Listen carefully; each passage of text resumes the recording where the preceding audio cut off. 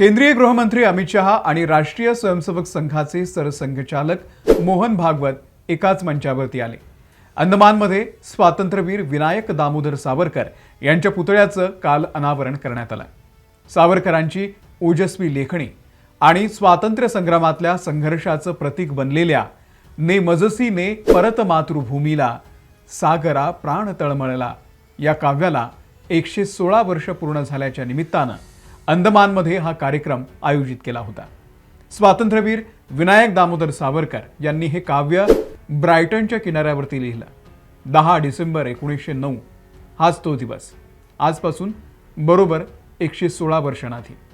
त्यानंतर 27 मे 1938 रोजी हे काव्य मराठा वृत्तपत्रामध्ये प्रसिद्ध झालं।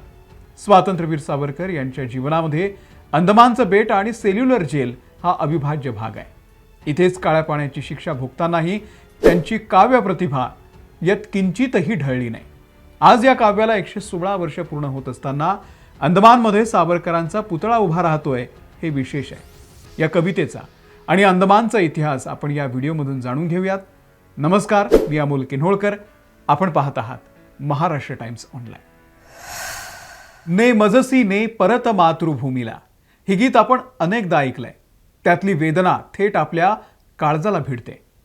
हे गीत ब्रायटनच्या किनाऱ्यावरती विनायक दामोदर सावरकर यांनी लिहिलं। आता तिथे ते काय पर्यटनाला गेलेले नव्हते।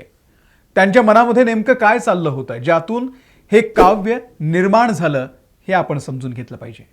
त्या काळी ब्रिटनच्या इंडिया हाऊसमध्ये स्वातंत्र्य सैनिकांची मांदी आळी होती। विनायक दामोदर सावरकर, मदनलाल धिंगरा, सेनापती बापट हे सगळेच तेव्हा रसरस्त्या तारुण्यात होते। भारतातल्या स्वातंत्र्य चळवळीची सूत्र लंडनमधून चालवली जात होती। एवढंच काय, रशियन क्रांतीची ही प्लॅनिंग इथे सुरू होती। इटलीला स्वातंत्र्य मिळवून देणाऱ्यामध्ये सिंहाचा वाटा असलेल्या मॅझिनीचं आत्मचरित्र सावरकरांनी भाषांतरित करून भारतामध्ये पाठवलं। त्याची सावरकरांच्या भाषेतली प्रस्तावना एवढी तेजस्वी आणि प्रेरणादायी होती की ब्रिटिश सरकारला भीती वाटली आणि तिच्यावरती बंदी आणण्यात आली। सावरकरांना लोकमान्य टिळकांनी पुरस्कृत करून लंडनला पाठवलेलं होतं। बॅरिस्टरची परीक्षा पास होऊन पदवी दिली न गेलेला तरुण म्हणून सावरकरांबद्दल तिथे चर्चा होती। त्याच काळामध्ये मदनलाल धिंगरा यांनी कर्झन वायलीचा कायमचा काटा काढला। दुसरीकडे स्वातंत्र्यवीर विनायक दामोदर सावरकर यांचे बंधू बाबाराव सावरकर यांच्याकडेही स्फोटकं बनवण्याच्या साहित्याची भाषांतरित प्रत सापडली। त्यांना जन्मठेपेची शिक्षा सुनावली गेली।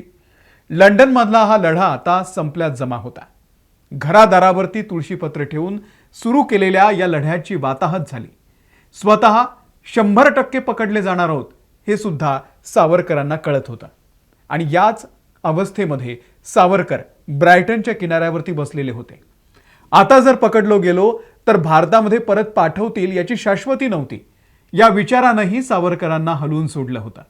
समोर शांत समुद्र होता आणि त्याच वेळी सावरकरांना जे शब्द सुचले ते होते, ने मजसी ने परत मातृभूमीला सागरा प्राण तळमळला।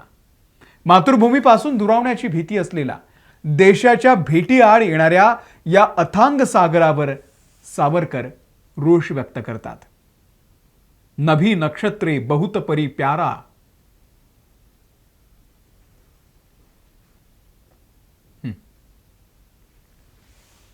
नभी नक्षत्रे बहुत एक परी प्यारा, मज भरत भूमीचा तारा।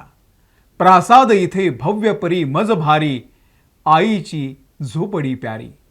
तिजविण नको राज्य मज प्रिय साचा, वनवास तिच्या जरी वनींचा। इथले भव्य महाल नको, आईची झोपडी मला प्रिय आहे असं म्हणत सावरकर त्या समुद्राला साद घालतायत आणि म्हणतायत, ने मजसी ने परत मातृभूमीला सागरा प्राण तळमळला। आज या काव्याला 116 वर्ष झाली, पण परदेशात गेलेल्यांच्या भावना आजही अशाच असतात। मातृभूमीची ही ओढ कालातीत आहे, हे काव्य कालातीत आहे। नंतरच्या काळामध्ये सावरकरांना काळ्या पाण्याची शिक्षा झाली। अंदमानला आणलं गेलं, तिथेच आज त्यांचा भव्य पुतळा उभारला गेलाय। अंदमान आणि ते काव्य सावरकरांना जोडणारा एक समान धागा आहे। 21 डिसेंबर 1909 रोजी नाशिकचा अन्यायी कलेक्टर जॅक्सनचा वध झाला। संशयाची सुई सावरकरांपर्यंत पोहोचली आणि त्यांना इंग्लंडमधून भारतात आणलं जात होतं. याच प्रवासात सावरकरांनी मार्सिलिस बंदरामधील उडी ही जगभरामध्ये गाजली. जागतिक वर्तमानपत्रांनी सुद्धा या घटनेला प्रसिद्धी दिली. अखेर त्यांना अटक करून खटले दाखल करण्यात आले. 8 एप्रिल 1911ला सावरकरांना जन्मठेपेची अर्थात काळ्या पाण्याची शिक्षा ठोठावण्यात आली. अंदमानच्या सेल्युलर जेलमध्ये, जो प्रत्यक्षात यमसदनच होता, त्या जेलमध्ये 11 वर्ष सावरकरांनी नरक यातना भोगल्या. सावरकरांनी मार्सिलिस बंदरामध्ये मारलेली उडी असेल किंवा काळ्या पाण्याची शिक्षा असेल, हा त्यांच्या आयुष्यातला एक महत्त्वाचा अध्याय होता. पण सावरकरांच्या आयुष्यातील या यातना आणि छळाचा आज माफीवीर सावरकर म्हणून कायम त्यांना हिणवलं जातं, चिडवलं जातं. अतिकष्ट आणि शरीरामधून निघणारा घाम इत्यादीमुळे त्यांचं शरीर थकलं होतं. तसंच त्यांचं शरीर रोगट किंवा व्याधीग्रस्त कसं होईल याकडे जेलमधील प्रशासनाचा जाणीवपूर्वक प्रयत्न असायचा. अनेक प्रकारानं ब्रिटिशांकडून त्यांचा अतोनात छळ करण्यात आला. शेवटी ब्रिटिश सरकारने त्यांची अंदमानच्या काळ कोठडीमधून सुटका केली आणि त्यांना पुण्यातल्या येरवडा कारागृहामध्ये पाठवण्यात आलं. नंतरच्या काळामध्ये त्यांना नजरकैदेत सुद्धा ठेवण्यात आलं. आरोप असा होतो की सावरकरांनी इंग्रजांची माफी मागितली आणि त्यानंतर त्यांना 60 रुपये पेन्शन सुद्धा सुरू करण्यात आलं. काँग्रेसचे नेते राहुल गांधी यावरून सातत्यानं कायमच सावरकरांच्या देशभक्तीवरती प्रश्न उपस्थित करत असतात.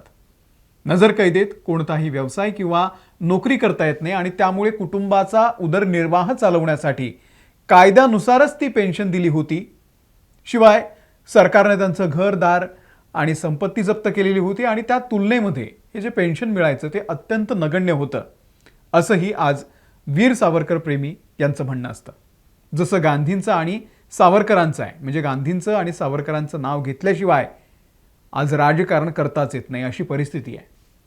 दक्षिण अंदमानच्या विजयपुरममध्ये सावरकरांचा हा भव्य पुतळा आणि उद्यानाचं उद्घाटन आता करण्यात आलंय. केंद्रीय गृहमंत्री अमित शहा आणि RSSचे सरसंघचालक मोहन भागवत यांच्या उपस्थितीमध्ये हा सोहळा पार पडलाय. ने मजसी ने परत मातृभूमीला अशी आर्तसाद घालणाऱ्या वीर सावरकरांच्या या काव्याला 116 वर्ष पूर्ण झाल्याच्या निमित्तानं हा सोहळा पार पडलाय. तो सुद्धा जिथे त्यांनी आपल्या आयुष्यातला अत्यंत कठीण काळ घालवलाय, यातना सहन केलाय त्या अंदमानच्या भूमीवरती, आणि त्यामुळे हा पुतळा येणाऱ्या प्रत्येकाला प्रेरणा देत राहणार आहे. वीर सावरकरांविषयी आपल्या नेमक्या काय भावना आहे आम्हाला कमेंट करून नक्की सांगा, व्यक्त व्हा. या व्हिडिओमध्ये इथेच थांबतोय. आमच्या महाराष्ट्र टाइम्सच्या यूट्यूब चॅनलला तुम्ही सबस्क्राईब केलेलं नसेल तर सबस्क्राईब करा. आम्ही फेसबुकवरती सुद्धा आहोत. बातम्यांचे अपडेट तिथेही देत असतो, तिथेही आम्हाला फॉलो करा. धन्यवाद.